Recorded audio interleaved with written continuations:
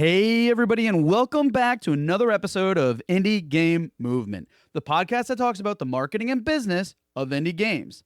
I'm Andrew Pappas. I'm going to be your host today, and we're going to be talking about how to survive and grow an indie studio over a decade. So, what does it take to survive as an indie game studio for over 10 years? That's a great question, and one we're going to tackle head on by exploring challenges of sustaining an independent game studio. So, today, our guest shares their journey as starting out as a student project and the lessons they learned along the ways, like overcoming early hurdles and adapting to industry challenges, and the strategies that kept their company afloat and growing as they push through uncertain times. So that's what we're going to be talking about right here today on Indie Game Movement.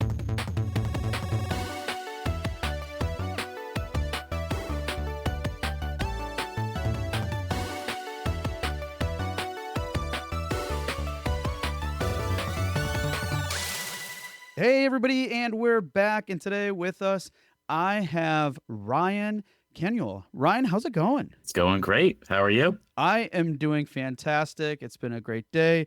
And, of course, we have a great discussion to have today. But first and foremost, for those of you who aren't familiar with Ryan, he is the CEO and co-founder of Petrichor Inc. And hey, Ryan, if you don't mind, could you just tell us a little bit about what you guys are doing at this company, like what kind of games and that type and focuses? Would love to hear about it. Yeah. So we founded Petrichor in 2015. We were actually all students together in school. We went to Becker College in Worcester, Massachusetts, which sadly no longer even exists. The school, not the city's still there. But it is. I drive through it on occasion. But yeah, so we got started and decided that we had all worked together in school and we wanted to just make games together and keep working on projects. So we bootstrapped the company through work with clients and we did some of our own games on the side. And when we started out, we did a lot of mobile and hyper casual. We moved into PC and we always played around with different emerging tech. We worked on Google Cardboard project, was like our second ever project. We did some early like Oculus DK2 prototyping with like hand tracking when that was really early. But we never really took a full like plunge into that space until the last, I'd say 3 or 4 years we've been really focused. And for us, what pulled us in was the rise of mixed reality. We were always really interested in augmented reality and like Pokemon Go when that came out and this idea of games augmenting the real world. So for us, that was when we just saw that space as something really interesting and also an opportunity for us to stand out because we just always had a hard time marketing our apps and our games in really crowded like red ocean markets. And we saw this like mixed reality space as a great blue ocean space to jump into. So that's where Petrichor spends most of our time now. We're about 9 people and we focus on building games in emerging markets, primarily mixed reality. And we've worked with Meta, Snapchat. We did an Apple Vision Pro game that's now on the new HTC device and coming soon on Pico and Meta as well. So we're really deep into that space now. Yeah, so deep there. But I mean, over the course of time, just a lot of things, a lot of different types of projects. Like, because I mean, for example, like some notable titles include, one in particular, it's upcoming is Mythic Realms. He's also done, previous projects like, was it Cat Tsunami for Mind the Arrow? And that was like one of your first games as a studio, correct? Yep. Yeah. Mind the Arrow was our first game. It was a hyper casual mobile game. It was really small, but we got some initial Apple featuring for that, which was really cool as a group of, people a few months fresh out of college to put out a game that was on the Apple like front page on the store right next to Angry Birds 2. They shared it from their social channels. So it was a nice moment for us. Yeah. Yeah, absolutely. I mean, and in addition to all that, I mean, some pretty cool achievements too. I mean, you got Entrepreneur of the Year, Worcester Chamber of Commerce, a lot of those things like 40 under 40 with their business journal. So a lot within your community and beyond. Rising Pixel Award for play crafting, which they're a great organization and everything too. So just lots of other achievements and things that are going on with you guys. You're pretty active too in your community, it seems, in these spaces as it relates to development and such, and other areas. All sorts of great things. And then another one too is like you even presented at MIT Reality Hack and participated in the XR Indies and Friends showcase for the launch of Mythic Realm. So just lots and lots of cool things going on. So in light of all Yeah. that, though, as you're doing these things, I mean, come on, man, what do you do when you have some downtime to unplug, unwind? What activities do you get involved with? Yeah. So, like most studio founders, free time sometimes can be scarce, but definitely I'm a big fan of gardening. I really like nature, going for hikes. We adopted a dog about 2 years ago now. He's a beagle named Leroy. So I like taking him for walks and been listening to a lot of audiobooks as a result, because I always like to have something going on when I'm walking him. Of particular horror books, I'm a big Stephen King fan, so I've been listening to a lot of those and enjoy horror movies as well. Funny enough, never really been into horror games though. That's like the Ah. one bridge I can't cross. I love horror movies and books, but the games just haven't gotten me yet. All right. Well, in light of that, I have two quick questions for you. One, are you familiar with and or participated in Project Skydrop? That sounds so familiar, but Okay, no. we're not going to digress, folks. If you're interested in knowing what that is, I highly suggest just looking it up. But I'm not. I'm going to stay out focus here. The second one is, what is your favorite horror movie? Kind of a bonus question here for the next round. Ooh. I absolutely love the movie It Follows. Yes, and Yeah, Disaster Piece does all the music. yeah. Uh, I have the soundtrack on vinyl. Like it's really it's that adds so much to making it quite an eerie, like weird film. And I love the fact that you just can't pinpoint when that movie takes place in time because of just like the weird technology and strangeness about it. But it's just like an overall creepy movie. And I just that one hooked me. yeah, and that soundtrack is remarkable. I mean, yes, it does Yeah. sound a lot like Fez, within understandably so, but man, like very very creepy Yeah. style. And yeah, no, all right, cool. I'm glad I asked that, and thank you for sharing. But speaking of sharing, I mean, you know, we got to get to know you a little bit better. And one way that we do that on the show is by having our guests go through the Q Box round. And for those of you who aren't familiar, the Q Box round is just a kind of a series of random questions I prepared here today for you. So I am curious, Ryan, are you ready for the Q Box round? I'm very ready. Awesome. I always love the very ready responses. Okay. First and foremost, what's your main approach to tackling problems? Yeah. So for me, it's really around like I feel like I need to take a moment to really try to understand what the problem even is. There's always like the surface level problem, which is, you have a feeling that's, like, for example, it's like I'm stressed about this project or some particular aspect of it.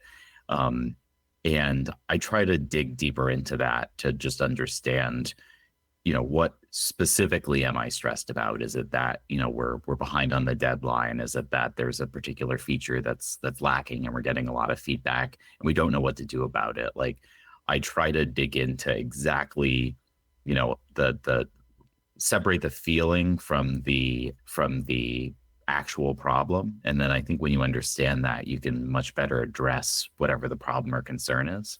But I like to spend some time, like I said, I like to go for a walk. So I take a little bit of time to like think about it. I'm a big let me sleep on it, and not all problems can be rested on that long, but I find it helpful. Yeah. Lots of great stuff there. And I guess supposedly, I read this recently that um, Steve Jobs attributed a lot of him being able to solve problems and being smart just from the fact of when what was it? It's like a 10-minute rule. If he couldn't figure out a Mhm. problem within 10 minutes, he would just go for a walk. Yeah. And it's that whole process of removing yourself away from it and not getting, you know, like they say, the devil's in the details, hyper focus, all these other things. You go for a walk, come back, and a lot of times he would have solutions. So no, great Yeah. way to approach it. Awesome. All right, next, what's your biggest gaming pet peeve? I absolutely hate in any game when, as part of the tutorial, you're given what you will eventually become. So you have access to like the full set of all the functionality and tools that the game's going to give you. And then they immediately take that all away. And the game is about like getting back to that place. So I could never, like the first Assassin's Creed, I was super into the tutorial when you had like like the underarm knives and just had all of your assassin's tools. And then when they took them all away, I just immediately stopped playing. So it's just a thing that just like irks me whenever a game does that, because you just start out so strong and then I don't want to go through the process of getting that back. Yeah, wow. That's a good point. But yep, I could see that being a big pet peeve. So good response. All right, and last but not least, and the staple here on the show is, what game are you playing now? Yeah, so I'm playing a really neat mixed reality game because that's what we do a lot of, called Starship Home. It just came out and it's probably one of the more marquee mixed reality games that shows a lot of what is possible in that space. And the team at Creature that made that did an amazing job. So we've all been playing it just to dig in and see how do they handle different mechanics and how do they interact with the room. Mixed reality is such a new space, and there's just like, when we were first pitching it, there were next to no games that we could even like play to reference how you design in a room and merge reality with a virtual space. So it's been helpful to see what a really seasoned team has been able to make, and it's a really fun game. I recommend it to anyone with a Quest device. And then I've also been playing Starfield again. I think Shattered Space came out yesterday. I haven't had a chance to play it yet. I've been so busy, but I've been looking forward to playing that again. So I've been in a real like space theme for some reason. But yeah, that's what I've been up to. Awesome. Absolutely love it. And yeah, I mean, can't thank you enough for sharing that. So in light of all this, and why we're here today, let's get into the discussion again, because this is a big topic. This is something that a lot of people are really curious about, and struggling with themselves to do. And it's around this idea, as I mentioned in the intro, of how to survive and grow, especially as an indie studio. So to kick things off, Ryan, I'm just curious, what does it take to survive as a indie game studio, especially for as long as you have? And I'm curious, like, can you like just share, like, let's say, one defining moment from your early days that maybe solidified your determination to keep the studio going? Yeah. When I had first pitched everyone from the team to give this a shot, the pitch to everyone was, well, let's just like give it a year and we'll see how it goes within that first year. And if we all hate each other, or we just haven't found success, we can all go our separate ways and we can all go find better jobs than we probably could have right out of school. Saying, hey, we tried to start our own company. It didn't work for X or Y reasons, but we gave it a shot. Unfortunately, it did end up working. And for us, I think, the first year was tough. Money was scarce. But one of the things to me that was a big moment of like, wow, we can do this. I mentioned our Mind the Arrow game that came out and Apple featured it, and that was amazing. But one of the moments for me that just solidified why games and making games is such a cool thing was, we hadn't looked at a lot of content on YouTube or anything that influencers might have made, which isn't really like a super common thing for mobile games anyway. So I think I was trying to find a trailer for a showcase or something that we needed it to submit for. And when I just typed Mind the Arrow into YouTube, one of the first videos that came up was a father and son in Russia speaking Russian, playing our game. And they made like a 25-30 minute video playing our like tiny little mobile game, full of like really like nicely edited, great video. And it was just this moment of like, games is this medium where you produce this fun thing that brings joy to someone's life in some aspect, and often like a person that you would have otherwise never come in contact with just through your life. And so it was this just amazing moment of like, there are these people on the complete other side of the world that I never would have met who played our game and found it fun enough to make a video about it and play it and really enjoy it. Because a friend of ours spoke Russian, so we were like, they like it, right? But it was super cool, and to me, like, that really helped us when we were looking at, do we keep doing this? Was like, yes, I want more of that feeling that you've made an impact on people. Yeah. And, I absolutely love that story because, we all have our ambitions in terms of, hey, we want to make a, commercial success or at least strive for that or even just break even. I mean, there's any levels of what we're trying to strive for. But I think, and, I've talked about this in some capacities before, but I think there's something really to be said that's so rewarding. And again, I think goes great in how you answer that question in terms of that moment, knowing that, wow, we actually created impact for someone across the world that we would have never anticipated. And I think, yeah, it doesn't pay the bills necessarily, or it might not, but man, to know you have that effect on someone, I think speaks volumes. So it's Yeah, in again, and when you have those moments, stuff, of course, it's going to be kind of something that kind of solidify that determination, like, hey, look, if I can do this for one, if I can do this for many, who says I can't do it for more? So absolutely yeah, love that. you know but getting to that point, or whether it was hard or seemed simple or whatever the case is, there's always going to be challenges, especially when you're trying to sustain a studio. So I'm curious, what has been the most significant challenge in sustaining your studio over the past decade? Because I mean, that's quite a bit of times. I'm sure there's been fluctuations, been roller coaster ride. Like who doesn't have one themselves? But what's it been like for you, and what was, I guess, the most challenging aspect of that journey? yeah. This year in general has been really, like, across the entire industry. I like every friend of mine who runs a studio or works in tech has been impacted negatively this year. And so this has been probably the most challenging year for us. We've held mostly steady through the year, which has been amazing. But there were definitely some more scary moments this year than in previous years in terms of just what we were seeing for the amount of projects out there. And that's I think one of the biggest challenges for just like any studio, especially the fact that we bootstrap through client projects and we do a lot of work with external clients. Those always have this feast famine cycle to them, which is, it's just like there are times where we've been so overwhelmed by projects that we're passing on things because we just can't handle the workload, which always sucks to do because you have a cool thing that comes across and you want to just say yes to everything, but it's hard.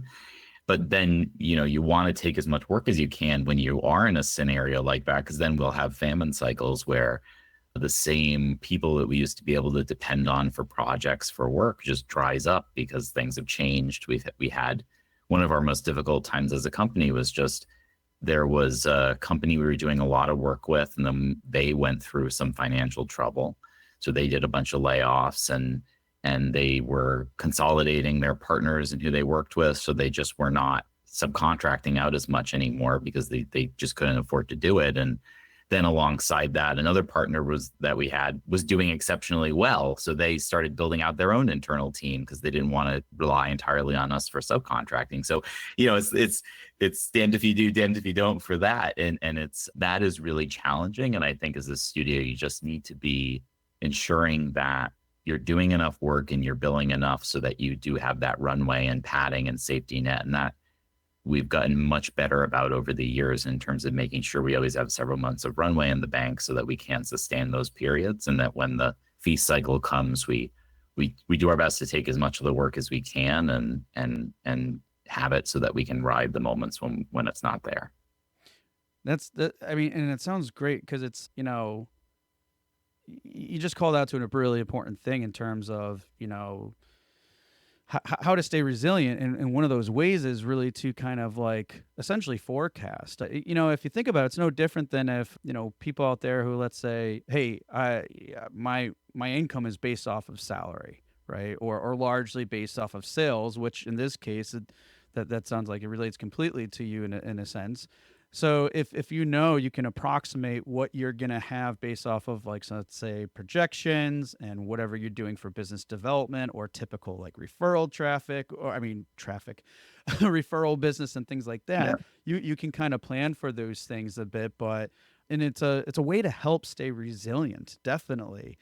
I mean, so outside of that, the financial aspects, or even including that, like, what else and what other ways would you say, that you've managed to stay resilient? Because even if you have these things going for you, and I can speak from experience myself, I don't think there's ever a point where you get really comfortable, unless, of course, there's a huge windfall, and then that's a different story. That's more like dreamlike and less than 1% stuff we're talking about there. Yeah.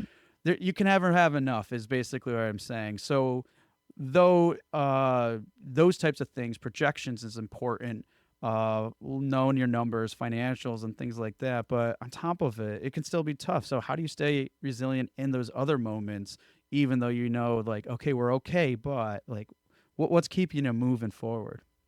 Yeah. It's definitely like, like I mentioned, for us, charging enough for the projects that you're doing so that there is padding and you're maintaining a certain amount of cash in the bank that just lets you weather that.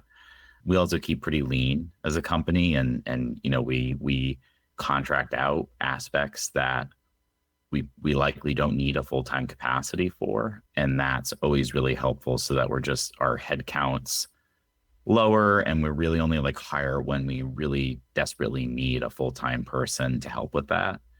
I'd say one of the things that's helped also for us just to be resilient through those periods, I'm a huge proponent of transparency within the studio. It's a big thing that a lot of people who have worked with us always call out whenever we do a review of what do people like working here, what do you not like. Time and time again, it's always the transparency of I always have a sense of how things are and how we're doing. So we've never had a moment in the studio where we've been through one of those droughts, or we haven't been financially as sound, where everyone in the company wasn't aware of that.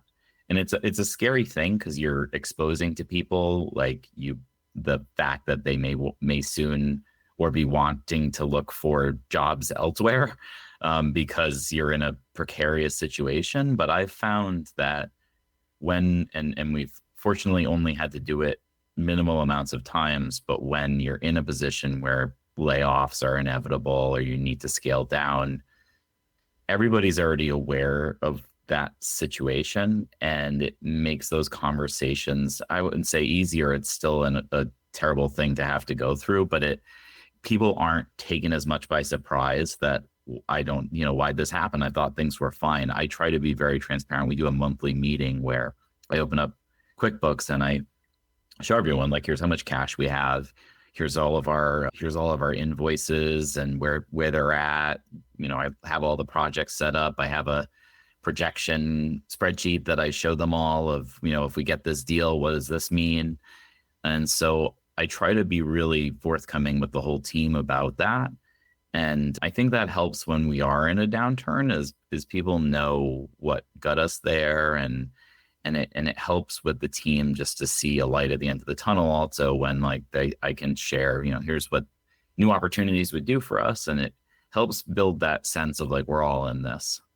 Yeah, and not only that, I would imagine too, it establishes a huge amount of trust.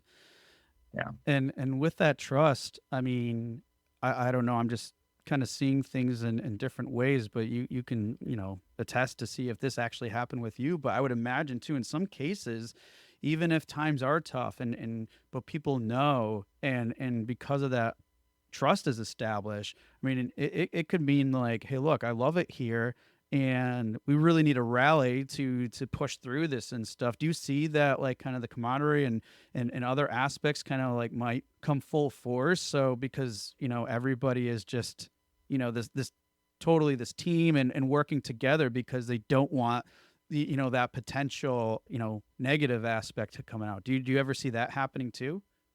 Yeah. Every time that we've been in that scenario, it's been really nice, because everybody does rally to to figure out, all right, what can we do? And I usually try to come at it with like, here's some stuff that you can all do. Like we should be sharing more on social channels. We should be going to more events. The few of us on the team can only cover so many. So if more of us are at more places, we can, set more sticky traps to catch projects or interesting leads. So, and I usually see often after that, like people doing that and trying to, figure out how can we get through it. So it's always super helpful.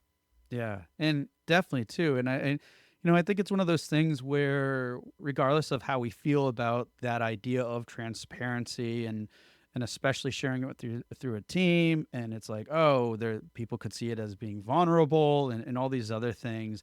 It really does sound like that's kind of almost a secret sauce, if you will, Yeah. or being resilient. Because as you just outlined, it sounds like more than anything, there's probably going to be good that comes out of it, especially in those moments that you really need all that extra support that you can get. Because, I mean, let's face it, when you get blindsided with news like that, no one's benefiting from Yeah. that. So good stuff. Now, I want to shift real quick for a minute because a lot of what you talked about so far is, focus it or, obviously we got to pay the bills. We got to get funds coming in from like external projects, client projects, those types of things.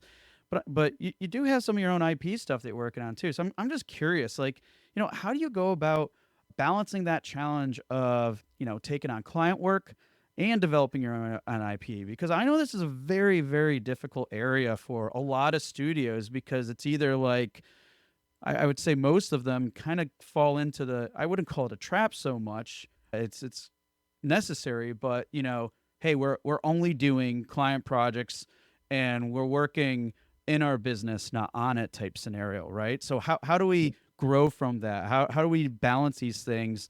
Because again, sometimes it's like, well, we just need the funds coming in and our IP is never being as developed at the rate we'd like it to. Yeah.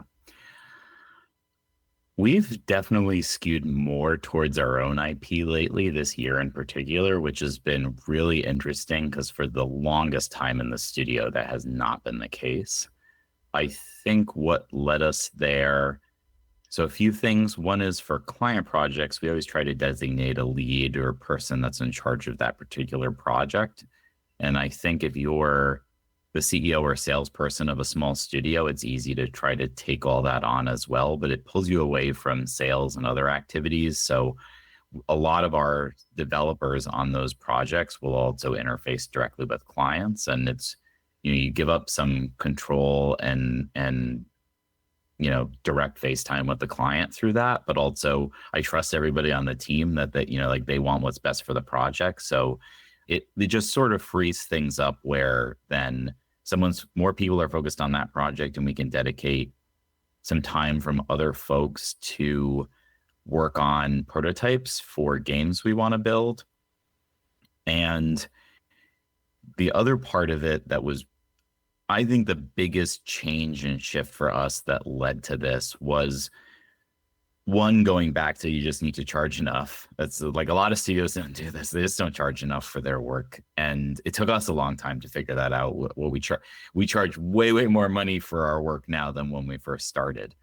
And it allows us to have at least some padding between the work that we do, which we then would set aside. And one of our main goals was, we fell into the trap a lot early on where we would fund from start to finish the entire game, or we would start building a prototype, but we'd just keep kind of layering more and more onto it until we ended up with a final game, even when we didn't have any external interest for publishing or funding or supporting it.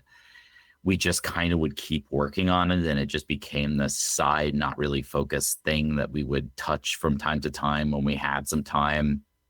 But it's hard because the clients have to be the primary focus if that's how you're making money.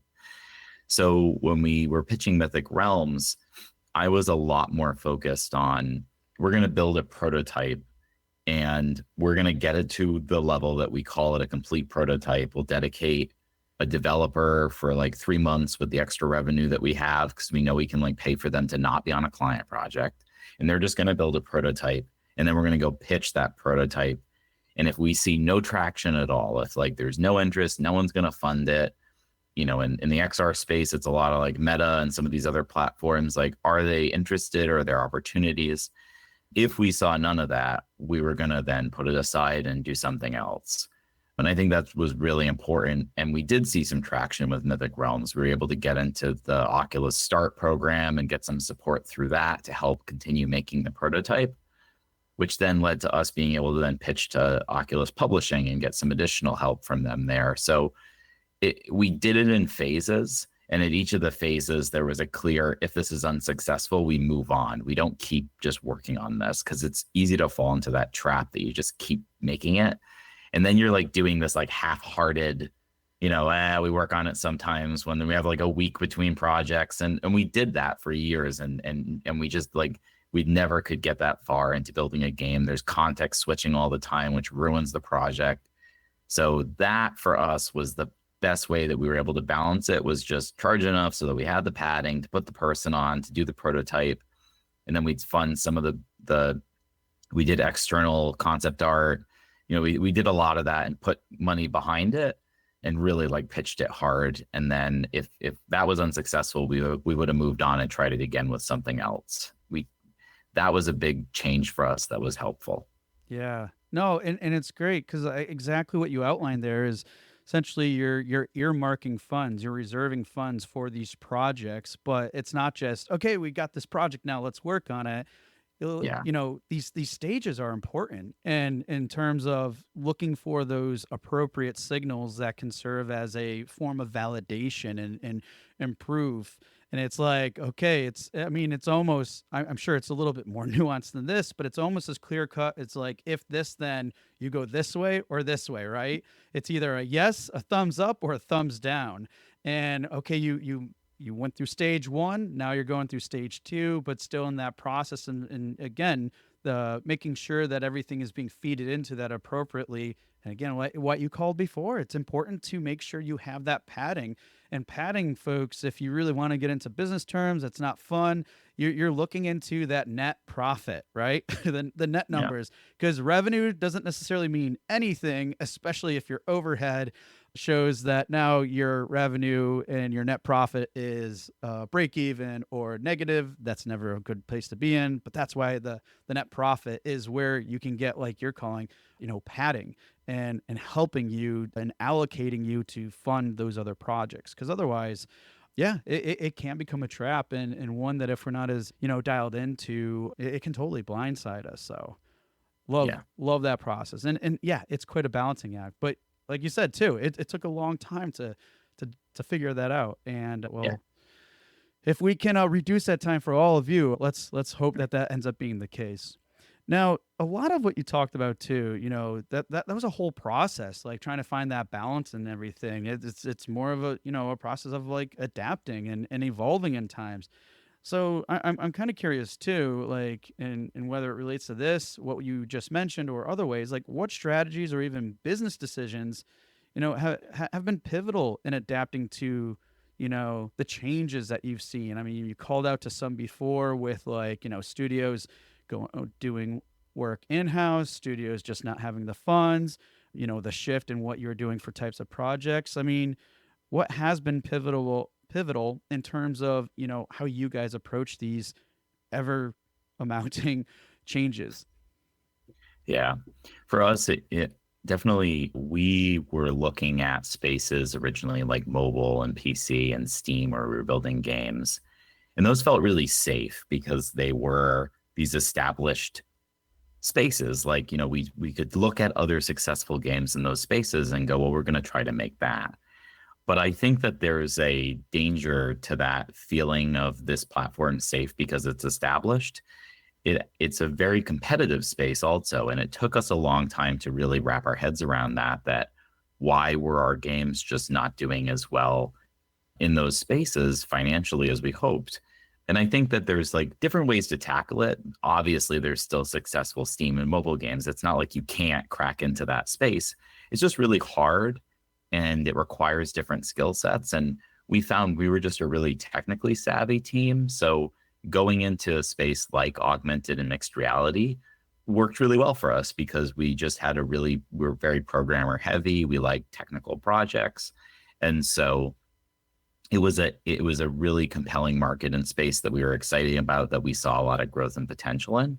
And so I really recommend to other studios, look at emerging markets and trends and places where it's more of a blue ocean than a red ocean space that you can try to be more competitive in, because games marketing is really hard. And so if you're in a space where there's less competition, it just makes it a bit easier, given you're usually in a space where there's also less players. So it's, it comes with some downsides. It's not a rainbow road to riches if you just, work on a new platform. But we just found that to be a good pivot for us. I think alongside that, as a studio, one of our core things we've done a lot of is we have some great colleges and universities nearby. So we will kind of layer in junior talent that we train up and we mix with the more senior folks on the team. And it's helped with bringing people in early that tend to stick with us for a long time. And we train them up on how we do things, and they don't come, the downside is they don't come in with a real season, this is okay, how I do everything. But they also don't come with a baggage of like, this is the only way I know how to do anything, and it has to be this way. So we really like bringing in junior people and training them up, and it's been helpful for us to, they're generally also like, it's, more affordable to do it that way. You lose some on just training time, but it's also just, I think, a great way to build people who are invested in the mission of the company and want to stick around and see it through. And that all ties back to culture, which I think is the most important for, how do you stay in business? How do you weather change? How do you maintain growth? If the culture is good and people like working there, it will make that exponentially easier than if the culture is toxic and people hate their time there. You're not going to be able to, it's going to be a difficult thing to grow. I mean, there's definitely places that we're able to do it, but I think it's, to us, one of the key things that we see as a strength is just having a really good culture that we've also defined what that is. Like, I think places will also say we have a good culture, and it's like, well, what does that mean? Like, what do you do? For us, we tie it back to the transparency. We tie it back to certain activities that we do, and how we define our culture. And I think that that's really helpful. Yeah, no, absolutely. And, one more thing I'm going to call out from what you just shared there too is, identifying your strengths, because Yeah. there's two you just called out to. One was, when you're looking at things with the emerging markets and things like that. And again, and I know people aren't interpreting this, but it's not to say like, oh, look at other like, platforms and stuff. You even said that very clearly, but it's more of, hey, there was an opportunity here, emerging platform, and it really catered to our strengths. Like you said, that we're Yeah. really like program heavy or tech, but like this is like kind of our jive. So it makes sense to kind of make that transition into these different types of markets. But I mean, the same could be applied to anything. If you're really focused on a particular genre and you have a lot of skill sets or strengths to maybe cater to a genre of a game.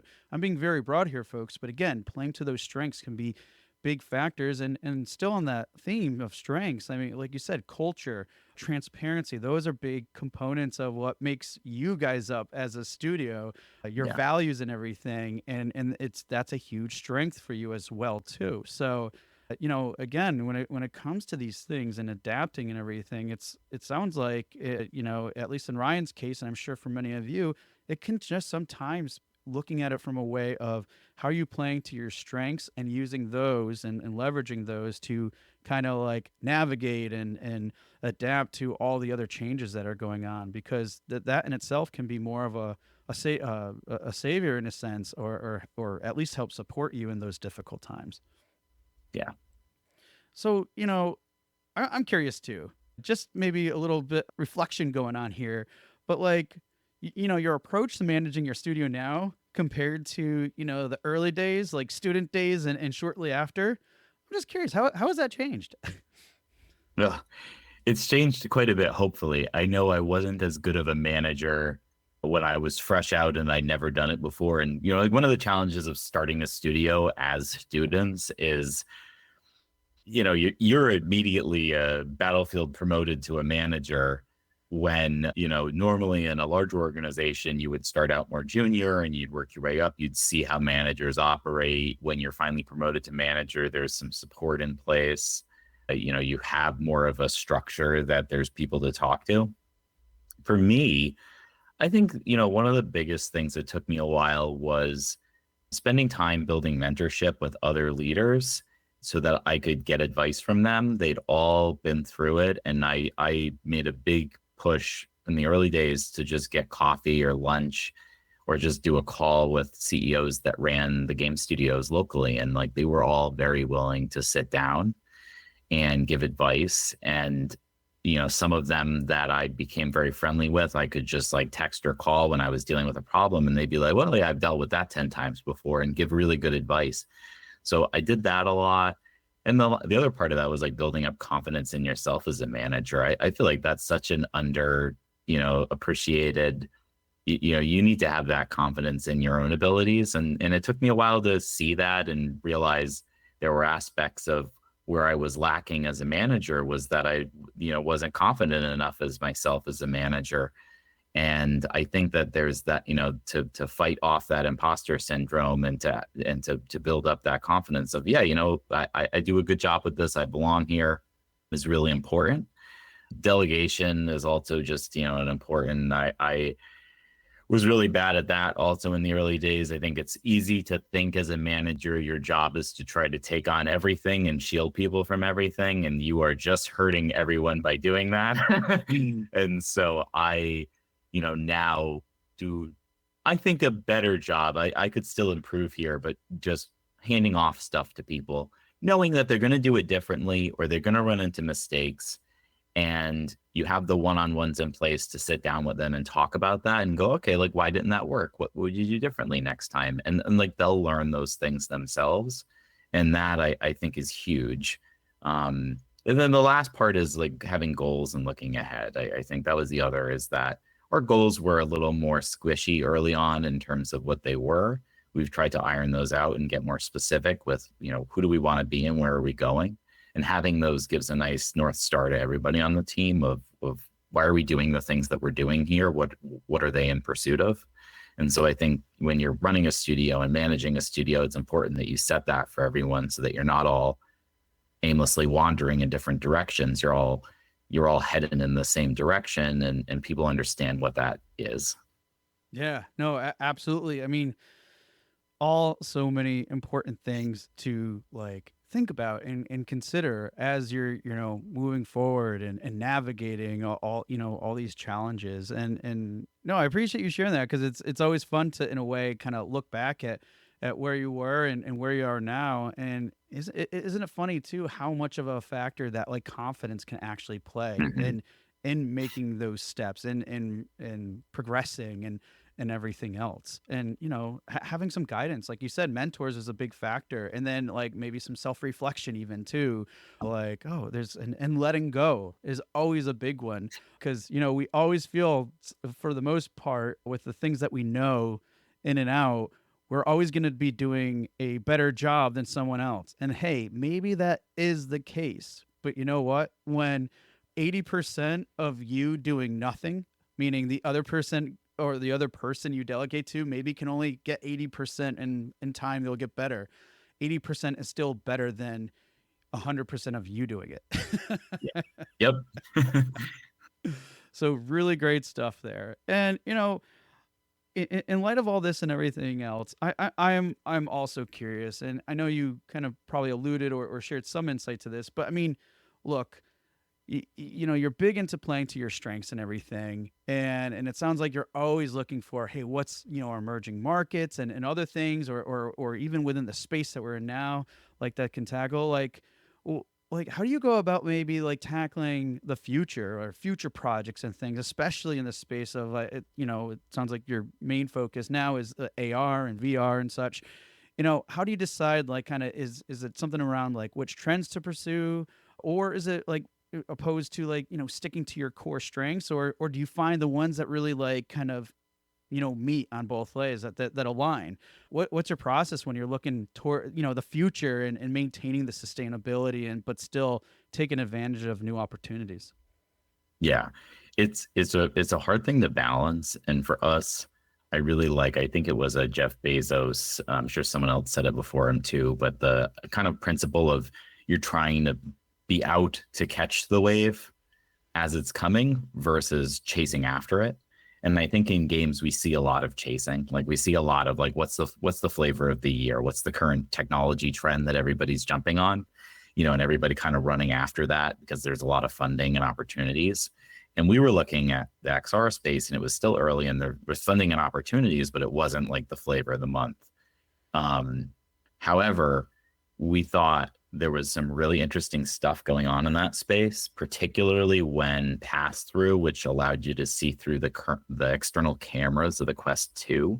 It was like black and white. It was terrible.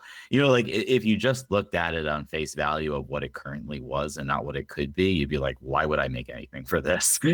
But I think we looked at it and we saw what it could be because we had the AR background to see what phones were capable of and thought, well, phones can do this. If these headsets can get better and they can do some of the same things we're seeing on phones currently, that'll be really interesting because of the downside to phones was that you really didn't have free access of your hands in order to interact with these AR objects in the space. The phone had to be the means by which you would interact, and it didn't really feel that great. We made AR mobile games, and people always wanted to reach out and touch the virtual objects, and you just couldn't process hand tracking very effectively on a phone. So anyway, for us, it was when we were pitching Mythic Realms, we were pitching it based on features that we saw from leaks or we were assuming would become rolled into the SDK at a later point. Some of it was still really rudimentary and early, and it wasn't really. We were pitching a game that would, in theory, be impossible to an extent if the platform didn't improve or change at all. We weren't just solely focused on like what can it do now. We were pitching a little bit of what we thought they were going to add functionality-wise. And so I think that that's huge. If you're going to do emerging platforms or tech, you need to be looking at what's coming and trying to pitch around that versus like what is possible at this moment, at this day right now, because you'll already be out of date in a year and a half when your production cycle on that game is done. And I think that was really important for pitching that game and thinking about it. The other part of it was just looking at the market and understanding like what are people looking for in the platform, what are the platform holders looking for, and then what are players looking for. And so for Mythic Realms, we really just leaned into a role-playing game fantasy because they're really popular in the Quest store. They're one of the top genres, role-playing games.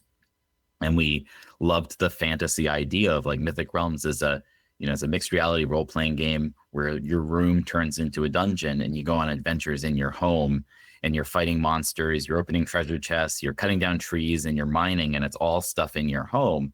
And then all of what you gather from these adventures, you bring back to virtual reality where you're building up this kingdom over time.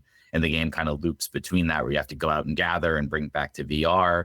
And there's a whole story of like these people that you're trying to, there's this evil villain that's trying to creep into the real world. And so it's a really interesting premise. And I think for us that those were the two things when we were assessing the platform is we were trying to get a read on where it was going and pitch something that we knew would be compelling for that. And how we did a lot of that research was we just read a lot. We followed all the tech journals. We read the articles.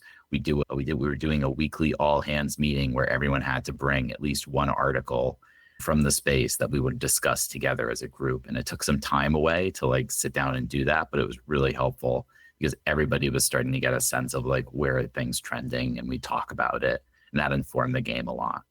Yeah, no, I think that's really smart and brilliant in a way, because like, let's face it, folks, a lot of the things that we're doing, and while this is important, it might be like in the moment or shortly after, like, let's say Yeah. with trends and things like that. And but if anything that I think I shared this not too long in another episode, is like, things do happen in cycles. And if you are understanding of those cycles, like, I mean, just to very much generalize what you just said, and your team's approach and how to kind of essentially not so much innovate, but look beyond what the current trends and everything else that are, especially in a particular market where the tech is a big factor of it. I mean, essentially, like, technology always improves at a pretty quick rate. So even if that's not necessarily available now, it doesn't mean that within 3 months, 6 months, or something else, that can change. And doing and keeping a pulse on things like, you did with your team. Let's keep a pulse. What is the direction? Like, and how fast this is going, because, like, is the economy dictating what that road may look like? Great example for anybody who's familiar with, like, cinematography equipment and stuff. Look at the Red camera. When those things are first coming out, that they were advancing up to the point where I think they were doing like 128K, which, if you think about it, is ridiculous, because I think the human eye can't even register beyond anything, I think 5K or something like that. So it's like, why so much? But and that never stuck. But again, the tech was there. It was kind of the market, essentially the economy was that's dictating whether or not that type of things. But if you keep a pulse on that and understand, and Ryan here is giving an example of how it relates to their field and what they're working towards, but it's no different than, oh, what are the different genres, or what are the different games that are coming out? What are people really asking for? And looking at it from a much broader perspective. And again, like you guys did, play to your strengths. Maybe there's some things that you can, like, kind of project or see, or at least get a sense of what is that direction. So instead of chasing that wave, you might be just right there waiting for it, Yeah. persevere, and then boom, you can catch it. But tricky stuff. It's not easy, but it takes that due diligence, that maintaining that pulse to. And again, I think that's remarkable, and really appreciate you sharing that with us, because I think a lot of us don't necessarily look at things that way. And I get it. We're doing all so many different things, and it's hard to, but keeping that open mind can make all of a world of a difference in terms of, what you can strive for, and what you can achieve. And hey, we'll take any little bit we can to get an advantage, right? Yep. Yeah, you bet. Well, I know we're coming on time. We talked a lot today. So, based off of our discussion, are there any tips, suggestions, action items that you have for our listeners today?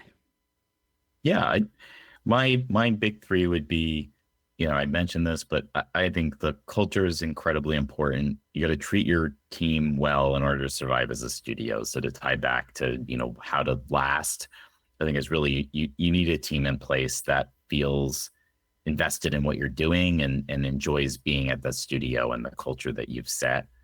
It's been the same core team for a long time. And I think that wouldn't be the case if, it was a miserable place to work. I think, as if you're particularly the CEO, you need to be spending a predominant amount of your time externally, networking, focused on business development, doing podcasts. It's a really important part of the role, is just that external factor of someone that's going out and talking about what you're doing. And I think the last part is just spending time setting goals and understanding where you're heading. Like, a mentor of mine gave a great example of a hurricane map. It's like forming, and you don't quite know where it's going to land. And as it starts to come together more and more, the cone sort of starts to narrow more and more, and you get a better sense of like where it's going to land. And that's a lot of studios. Like, you're forming, you don't really quite know where you're heading. You have some sort of a vague idea, and narrowing that focus and getting a sense of like, where are we heading, and what are we trying to achieve here is really important. So those are probably my big three takeaways.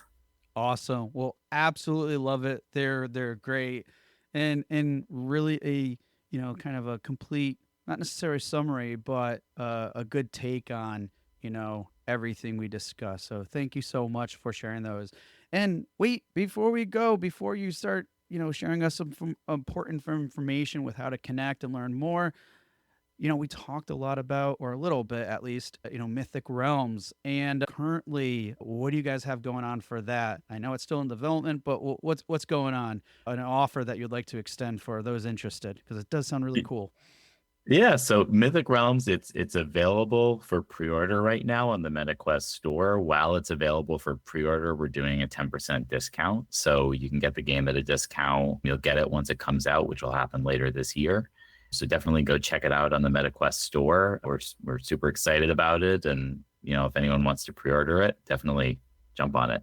Oh, well, that sounds very I mean, I don't know. You kind of sold me. I don't have a headset or anything, but you kind of sold me on the idea of like, ooh, RPG. You get to interact with things and virtual world where and just like see what's in your like the treasure hunt in your house. Like I don't know. That sounds amazing and better than the treasure hunt that typically goes on, which is picking up toys and then finding, oh wow, that's where my headphones were.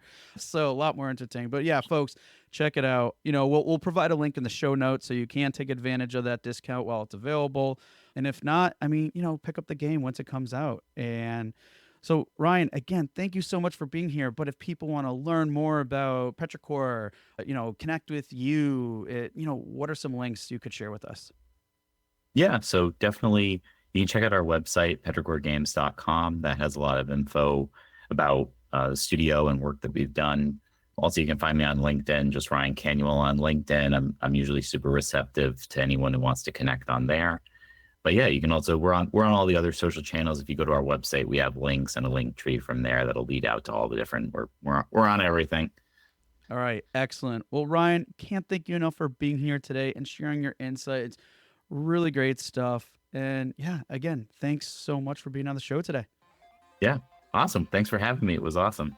Hey everyone, thank you for listening to another episode of Indie Game Movement. I'm Andrew Pappas, your host, and the show's producer is Mustafa Price. Show notes for this episode can be found by visiting rengenmarketing.com, the number episode of the show. Rengen Marketing is a consulting marketing company that helps indie devs with their marketing efforts. Whether you need guidance with your game's marketing strategy or could use a free marketing plan template, then please visit www.rengenmarketing.com and take action. A special thanks to Dakota Saw for Season 2's opening theme and Melissa Gellis for the new logo design. And as always, thanks for being such great listeners, and we'll see you next time on Indie Game Movement.